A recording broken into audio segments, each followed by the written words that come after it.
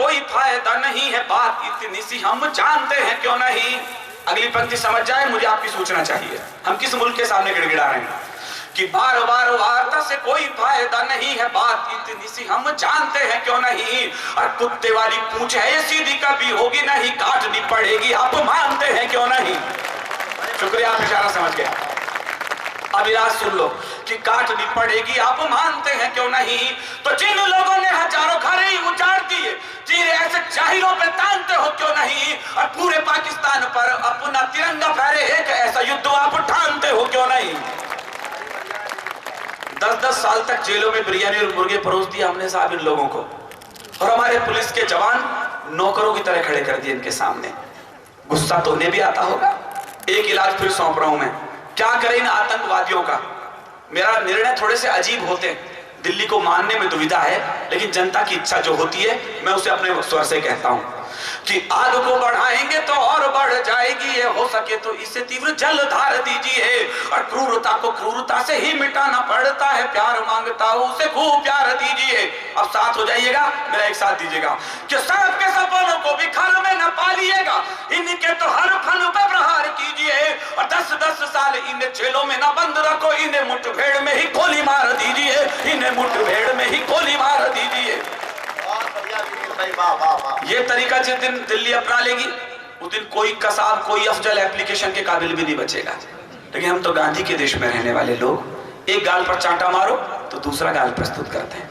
मेरा निवेदन इतना है सर, गांधी से मुझे परहेज नहीं है, लेकिन 47 साल के विभाजन के बाद, 64 साल के बाद मुझे लगता है गांधी के साथ इस मुल्क को सुभाष और पटेल की तस्वीरें भी मुल्क में लगा लेनी चाहिए, ताकि हम एक बड़े हमले से बच सकें। आपसे ऊर्जा मिल रही है मुझे, सामने से उम्मीद थी मुझे कि आप भी शायद मेरा साथ देंगे। हमने संसद तक पर हमला देख लिया और हम यही कहते हैं कि हम सीमा रेखा नहीं लांघेंगे। मैं वहीं से अपनी बात शुरू करता हूँ, एक नई रचना राजनीति आपके लिए कोशिश कर रहा हूँ, कल से बिल्कुल ताजा सुना दो जो कुछ। कि कब तक हम दोहराएंगे इस कायरता की भाषा को। ऐसा मुझे लगा संसद पे हमला हो गया तब भी हम खामोश रहे, हमारे आंखों में लाल डोरे नहीं उभरे। तब मैं कहता हूं हमारे गुरु गोविंद सिंह के बेटे यहाँ वंशधर यहाँ बैठे हैं, मैं उनकी पगड़ी को प्रणाम करते हुए गुरुद्वारा मानकर प्रणाम कहता हूं और इस पीढ़ी के सामने कह रहा हूं कि कब तक हम दोहराएंगे इस कायरता की भाषा को, कब तक हम ढोते जाएंगे हिंसा की परिभाषा को, कितना शीश झुकाएंगे हम पिंडी के दरवाजे पर, कब तक मौन रहेंगे बोलो दिल्ली के आदेशों पर। अब तो उसने संसद पर भी आकर हमला बोल दिया, अब तो उसने संसद पर भी आकर हमला बोल दिया और हमारे भाईचारे की पोलों को खोल दिया, और हमारे भाईचारे की पोलों को खोल दिया। जो इलाज बचता है गाता हूं, और हमारे भाईचारे की पोलों को खोल दिया। तो फिर हमको भी उसकी ही सीमा तक बढ़ जाने दो, तो फिर हमको भी उसकी ही सीमा तक बढ़ जाने दो। हम तो आतंकी अड्डों तक सेना को चढ़ जाने दो, हम तो आतंकी अड्डों तक सेना को चढ़ जाने दो। करगिल का युद्ध शुरू हुआ, नेताओं के भाषण शुरू हुए, घबराओ मत, तिरंगे लेके डटे रहो चोटियों पे, हम भाषण देंगे मुल्क में यहाँ खड़े होकर के। मुझे लगा अब तो बड़े बहादुर नेता मिल गए इस मुल्क को, अब क्या डरना, अब तो नेता है हमारे साथ में। हंसना रोना इस मुल्क की तकदीर पर। 8 आतंकवादी संसद के गलियारे तक क्या पहुंचे, हमारे सांसद रास्ता खोज रहे थे, भागे तो भागे किस दरवाजे से। जिन भाषण वीरों की स्थिति थी, मेरे बड़े भाई समर ने कहा भला उन 8 जवानों का जिनके बदौलत इस मुल्क में गोली के जो निशान उन्होंने सीने पर खा लिए, इस देश के लोकतंत्र के मंदिर को ढहने से अपने बचा लिया। उन्होंने लिखा उनके गर्म लहू के छींटे साहस की तहरीर बने। मैं कोई हाथ नहीं जोड़ूंगा आपसे इन पंक्तियों के लिए, तालियों के लिए। मन करे तो बजाइए वरना चुप रहिएगा। मैं खामोशी के साथ भी अपनी बात बोलना चाहूंगा कि उनके गर्म लहू के छींटे साहस की तहरीर बने, वो जीते जी लोकतंत्र के मंदिर की प्राचीर बने। और 8 जवानों की कुर्बानी ने भारत का मान रखा। अपनी लाशें बिछा नींव में, ऊपर हिंदुस्तान रखा। अपनी लाशें बिछा नींव पर, ऊपर हिंदुस्तान रखा। लेकिन तब भी लोगों ने कहा नहीं, इनसे टेबल पर बात करो। मैंने कहा आपको फर्क क्या पड़ता है, बलिदान तो हमारे बेटे हुए हैं, सिंदूर तो हमारी बहनों के उजड़े, तुम्हें एसी कमरों में बैठकर दस्तखत करने में वक्त कितना सा लगता है। तब मैंने 2 लाइन गुस्से में लिखी है कि तुमको फर्क नहीं पड़ता है उनके मरने जीने में। मैं बहुत विनम्रता और क्षमा यात्रा के साथ इस पंक्तियों पढ़ रहा हूं, ये भाषा मेरी नहीं होनी चाहिए थी। मुझे बोलते हुए शर्म आएगी, आपको सुनते हुए शर्म आएगी। विनीत चौहान क्या बोल रहा है इस मुल्क में, अपने मुल्क के खिलाफ बोल रहा हूं मैं। लेकिन आप सबको कलेजे पर हाथ रखकर कसम देता हूं, जिन लोगों ने उस हमले को उस दिन स्वीकार किया हो, आप खुद सोचना, क्या आपने नहीं सोचा था काश आतंकवादी ये काम और कर देते तो मुल्क की तकदीर सुधर जाती। मैं वो बोलने जा रहा हूं, बस मेरी हिम्मत को दाद देना, मैं कहां खड़ा हूं, किनके सामने खड़ा हूं और क्या बोल रहा हूं। कि तुमको फर्क नहीं पड़ता है उनके मरने जीने में, आपकी खामोशियों के बीच बोल रहा हूं, कि तुमको फर्क नहीं पड़ता है उनके मरने जीने में, जो संगीने झेल रहे थे अपने नंगे सीने पे। तुम तो छिपकर बैठ गए थे संसद के तय खाने में, तुम तो छिपकर बैठ गए थे संसद के तय खाने में। हमने 5 शेर खोए तब चंद सियार बचाने में, हमने 5 शेर खोए तब चंद सियार, हमने 5 शेर खोए तब चंद सियार बचाने में। अब वो 2 लाइन सुन लेना, बहुत जल्दी ताली बजा देना, उनकी इज्जत रह जाएगी, मेरे कहने की बात रह जाएगी। कि अच्छा होता कुछ आतंकी संसद के अंदर जाते, अच्छा होता कुछ आतंकी संसद के अंदर जाते, और हमारे कुछ कायर नेता भी अंदर मर जाते, और हमारे कुछ कायर नेता भी अंदर मर जाते। जाने किस दिन नींद खुलेगी अपनी कायर दिल्ली की, कितने सैनिक भेंट चढ़ेंगे खूनी डायर दिल्ली की, कितने सैनिक भेंट बढ़ेंगे खून। मेरा एक दोस्त है कैप्टन जगविंदर सिंह, जैसलमेर के बॉर्डर पर। उसने कहा विनीत तुम्हें लगता है कभी कभी युद्ध विराम हमें कितना कष्ट देते हैं। हम 6-6 महीने तक बॉर्डर पर खड़े रहते, अपने जूते नहीं खोलते, और अचानक दिल्ली से ऑर्डर आता है चले आओ। हमने तो समझौता कर लिया है।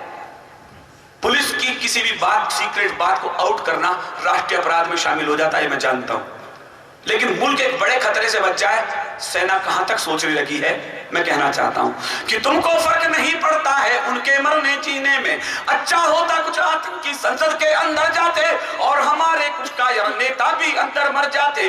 जाने कितनी नींद खुलेगी अपनी कायर दिल्ली की, कितने सैनिक भेंट चढ़ेंगे खूनी डायर दिल्ली की। इतना खून नहीं छिड़को कि मौसम फागी हो जाए, इतना खून नहीं छिड़को कि मौसम फागी हो जाए। सेना को इतना मत रोको सैनिक बागी हो जाए, सेना को इतना मत रोको सैनिक बागी हो जाए। इनको खुली छूट दे दो कि दुश्मन को खंजर घोंपे, और गिलानी की झोली में गद्दारों के सिर सौंपे, और गिलानी की झोली में गद्दारों के सिर सौंपे। तभी जाकर ठंडा होगा झेलम का रक्ती पानी, और पड़ोसी याद रखेगा ये थप्पड़ हिंदुस्तानी, और पड़ोसी याद रखेगा। लेकिन अटल जी एक ही बात कहते थे, सीमा रेखा नहीं लाऊंगा, सीमा रेखा नहीं लाऊंगा। मैं सुनील जोगी से पूछता रहता हूं, यार अटल जी सीमा रेखा क्यों नहीं लांघते थे? कहने यार भाई समझ, सीमा और रेखा दोनों स्त्रीलिंग है, और अटल जी ब्रह्मचारी है। अगले ने जिंदगी में ऐसा कोई काम नहीं किया। मैंने कहा चल छोड़, अटल जी तो अब नहीं है, अब तो गुरु गोविंद सिंह का बेटा सिंहासन पर बैठा है, हमें बड़ी उम्मीदें हैं सिंहपुत्र से, वो ये काम क्यों नहीं कर पा रहा? मैं मुल्क की राजनीति के सबसे बड़े व्यक्ति पर उंगली उठाने जा रहा हूं, और सलीका देखना, नाम नहीं लूंगा कि वो ऐसा क्यों नहीं कर पा रहे। समझ जाएं, मुझे सूचना देना उनकी मजबूरी क्या है। कि शांति हिंसा वाली भाषा जनता समझ नहीं पाती। मैं मनमोहन सिंह जी से निवेदन करते हुए कहना चाहता हूं, राजनीतिक दुशाले उतार देना, मिट्टी के बेटे होकर सुनना। एक ईमानदार कवि आपके सामने कविता पढ़ रहा है कि शांति हिंसा वाली भाषा जनता समझ नहीं पाती, क्या सुभाष की भाषा तुमको बिल्कुल याद नहीं आती? मानी भूल गए हो तुम ही अपनी सिंध दहाड़ों के, मानी भूल गए हो तुम ही अपनी सिंध दहाड़ों के, जो सीने दहला देती थी सागर और पहाड़ों के, जो सीने दहला देती थी सागर और पहाड़ों के। जब जंगल का राजा बकरी के घर जाने लगता है, तो कुछ दिन में वो भी बकरी सामने में आने लगता है, तो कुछ दिन में वो भी बकरी। देखो मैंने नाम तो नहीं लिया ना, तो आपकी जी के ठीक ठाक है। अंतिम पंक्ति सुन लीजिएगा, जिसके कारण विनीत चौहान को थोड़ा बहुत पहचान मिली। मैं उड़ीसा में था, एक मंत्री महोदय अध्यक्षता कर रहे, कहले विनीत कितनी बातें कहते हो नेताओं के खिलाफ, कभी आपने सोचा हमारी सरकार ने कितना किया उन सैनिकों के लिए? हमने 10-10 हजार की गड्डियां बांटी उन शहीद के परिवारों को, उन विधवाओं को जिनके पति सीमाओं पर काम आ गए। मैंने कहा मंत्री महोदय 10 लाख रुपए गड्डी से विधवाओं के सिंदूर की कीमत तोलना चाहते हैं? कोई व्यक्ति, नेता, प्रवक्ता, अधिवक्ता आपको यह कहता मिले कि 10 लाख रुपए गड्डी से हमने विधवाओं के सिंदूर की कीमत लौटा दी? भूल जाना आज की रात विनीत चौहान क्या चीखा, क्या चिल्लाया। मैं अपने आप को कुल 4 लाइन का कवि मानता हूं। जो जवाब मैंने उस मंत्री को दिया, मुझे आपकी एक एक श्रोता की आकाश भर तालियां चाहिए, और मुझे विदाई चाहिए। मेरी हिम्मत सलामत रहे, आपकी दुआएं सलामत रहे। अंतिम पंक्ति कहता हूं, यदि आपको लगे किसी खुददार कवि ने लाइन लिखी है तो उसका सम्मान होना चाहिए, उसे आशीर्वाद मिलना चाहिए, तो मैं अपेक्षा भी करूंगा, मंच का भी ध्यान चाहूंगा। मैं अपने जीवन की सर्वश्रेष्ठ 4 लाइन कहकर आपसे विदा लेता हूं। मैंने उस मंत्री से कहा कि तुमने 10-10 लाख दिए हैं सैनिक की विधवाओं को। एक एक पंक्ति पर एक एक श्रोता के हाथ खड़े देखना चाहता हूं कि तुमने 10-10 लाख दिए हैं सैनिक की विधवाओं को, सोचा कीमत लौटा दी है वीर प्रसूता माओं को, यानी कीमत लौटा दी है वीरों की विधवाओं को। लो मैं 20 लाख देता हूं तुम किस्मत के हेटों को, लो मैं 20 लाख देता हूं तुम किस्मत के हेटों को। हिम्मत हो तो मंत्री भेजे लड़ने अपने बेटों को, हिम्मत हो तो मंत्री। 20 लाख का प्रस्ताव दे दिया कि तुझे ही गोद लेके तुझे भेज देंगे लड़ने।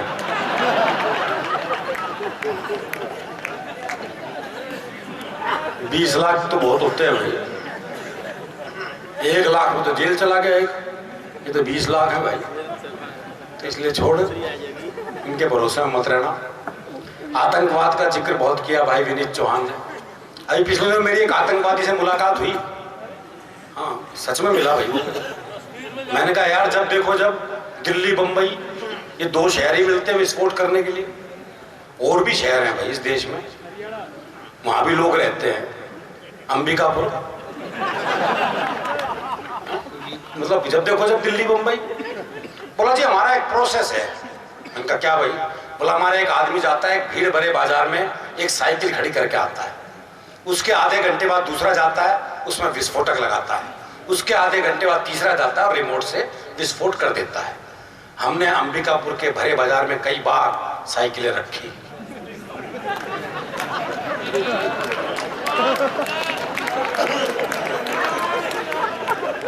ये आपका आतंकवाद से लड़ने का अहिंसक तरीका है। वो आतंकवादी संगठन घाटे में चल रहे हैं आप लोगों की वजह से। आतंकवाद पे शरद जोशी जी ने एक जगह लिखा है, बोले सरकार आतंकवाद के खिलाफ ठोस कदम उठा रही है।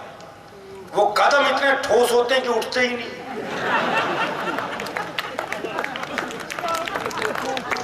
तो मैंने सरकार से कहा पोले कदम उठाओ, कम से कम उठ तो जाएंगे। सरकार बोली पोले ही हैं, नहीं उठाने से तो ठोस लगते हैं। ये व्यंग की भाषा है। आपने ओज की भाषा सुनी और व्यंग की भाषा की ओर मैं आपको ले जाना चाहता हूं। व्यंग डॉक्टर सुनील जोगी बहुत बखूबी लिखते हैं और ये दरअसल घुमा के कहने का एक तरीका है। शरद जोशी जी ने ओलंपिक पे लिखा, बोले ओलंपिक नाम उस जगह का है जहां जाकर भारतीय टीम हारती है। इस बार भी हम गए और हार गए। जाना हमारा काम है, हराना उनका काम। हम उन तुच्छ भौतिकवादी देशों में से नहीं जो सोने के टुकड़े के लिए मारे मारे फिरे, सबसे आगे दौड़ रहे हैं। क्यों? जरा से गोल्ड मेडल के लिए। धिक्कार है ऐसे मानव जीवन पर। भारत आत्माओं का देश है। रेस में हमारा शरीर भले ही पीछे हो, आत्मा हमेशा आगे रहती है। ये व्यंग का चमत्कार है।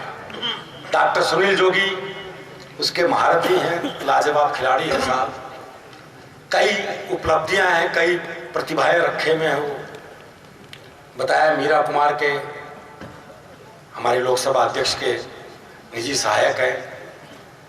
80 पुस्तकें उनकी प्रकाशित हो चुकी हैं। 80 किताबें किसी लेखक की हो, ये बहुत बड़ी बात है, तालीम जाने लायक बात है। कई फिल्मों में गीत लिखे हैं इन्होंने, कई फिल्मों के गीत उनके आए हैं। कई गजलें और भजन जगजीत सिंह ने और अनूप जलोटा ने गाए हैं बाकायदा। खूब सीडी आपको मिल जाएगी। मतलब इनकी प्रतिभा चारों तरफ फैली हुई, बहुमुखी प्रतिभा के धनी है। बल्कि मैं कहता हूं रावणमुखी प्रतिभा के धनी है। 10 दिशाओं में फैली हुई प्रतिभा है भाई। 10 दिशाएं हैं, 10 दिशाओं में उनकी प्रतिभा फैली है। हास्य को गाकर पढ़ने वाले अब एकमात्र कवि रह गए हैं। पहले अल्लड़ बीकानेरी हास्य को गाकर पढ़ते थे। उस परंपरा को आगे बढ़ाया है डॉक्टर सुनील जोगी ने। बहुत सहज कवि हैं, बहुत मस्त कवि हैं, जिनके से संचालन कर रहे हैं। क्या लाजवाब संचालन कर रहे हैं। आप उनके संचालन के लिए और काव्य पाठ के लिए मैं चाहूंगा जोरदार तालियां बजाकर स्वागत करें डॉक्टर सुनील जोगी। ईश्वर उन्हें शांति प्रदान करें। और आप भी बहुत थक चुके। क्या हालत हो गई लोगों की। थोड़ा और लेट जाओ तो फूल वगैरह आप पर ही। मेरे टाइम पे थोड़ी देर ठीक से बैठ जाओगे। अनिल जी कहाँ है भैया? अनिल सिंह जी, अजी आओ प्रभु, इतना बढ़िया काम करके आपको पीछे रहने की जरूरत थोड़ी है। अभी मैं पीछे गया तो अनिल जी ने मुझसे वादा किया कि ये कभी आ जाओ आप पास, आपकी बात कर रहा हूँ, इधर आओ आप, क्योंकि आपने वादा कर रखा है कि ये कवि सम्मेलन यही महल के सामने हर साल मैं करवाऊंगा।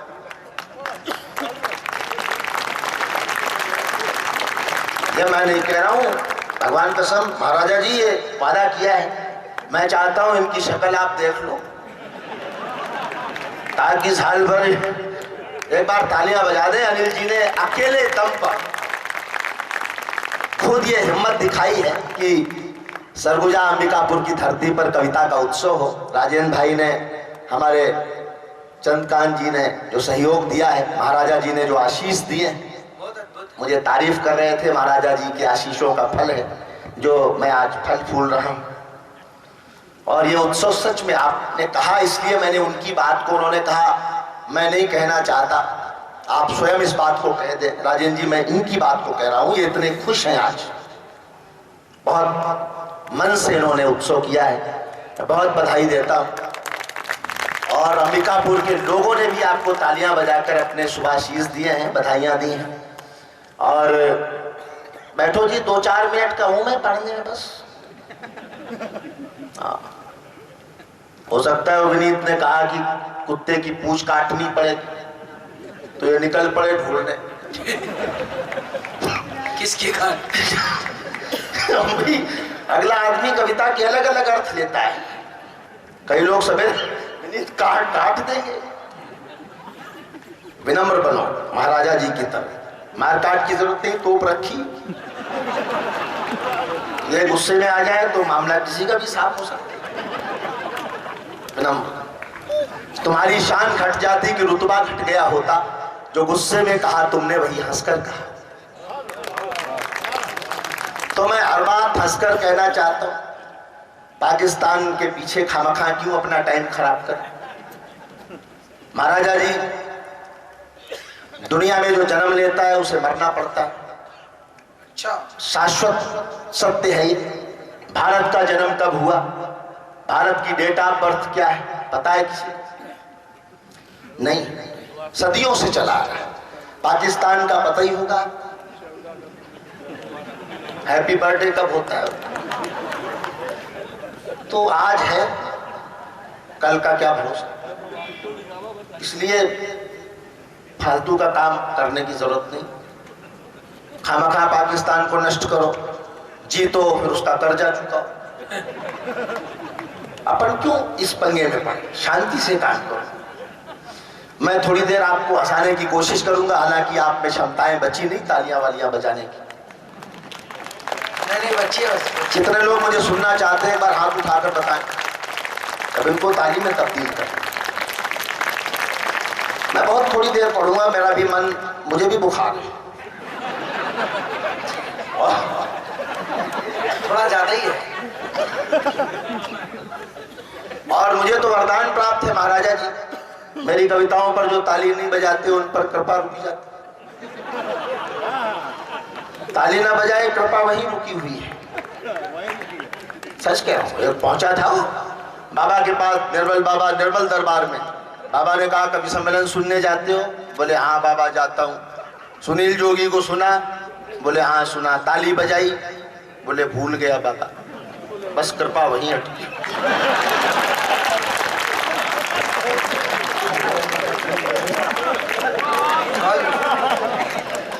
माइक वालों तुम भी कुछ काम करो। जब एक बार सेट कर दिया तो बाकी टाइम क्यों खाली बैठे। मैं,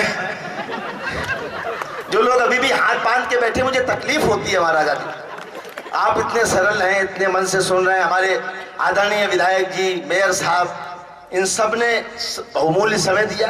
5 उद्घाटन करने थे,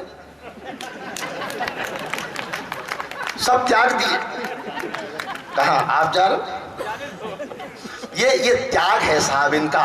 विधायक जी का, मेयर साहब दिल खुश हो जाए तो कहो अगले महीने ये करवा दे। इनके पास कौन सी कमी है? जब अनिल सिंह जी करवा सकते हैं तो ये तो जब चाहे तक करवा दे। और कवियों का सौभाग्य देखो, हम लोग तो किस्से पढ़े कि कवि लोग राजा के दरबार में कविताएं सुनाते थे। आज हम महाराजा सम्मुख बैठे, हम उनके दरबार में।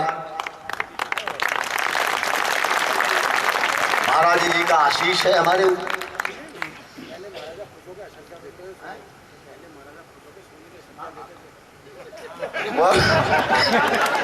मैं वही कहने जा रहा था, पुराने जमाने में महाराजा खुश हो के और वो कह रहा है सोने की असरफियां कवियों को देता।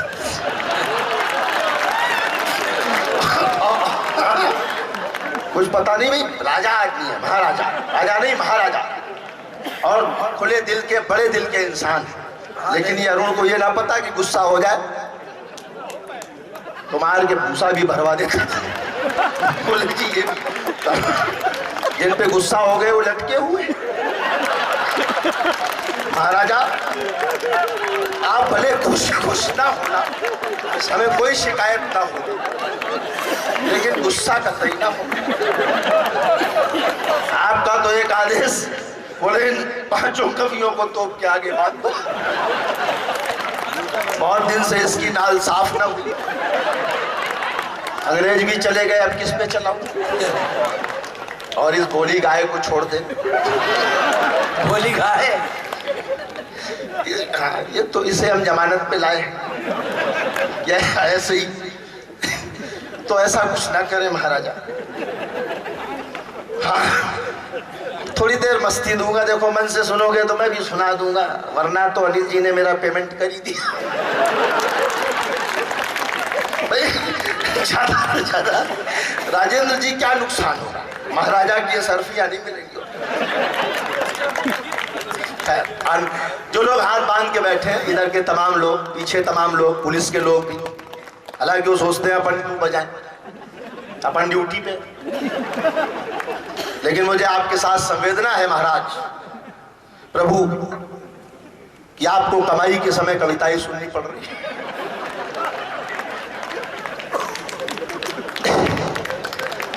एक शेर पढ़ता हूं, शायद उससे जुड़ जाएं आप। 10-15 मिनट आपको सुनाऊंगा, आप और सुनना चाहेंगे तो मैं 25 मिनट कर दूंगा, 5-5 मिनट पढ़ाता रहूंगा।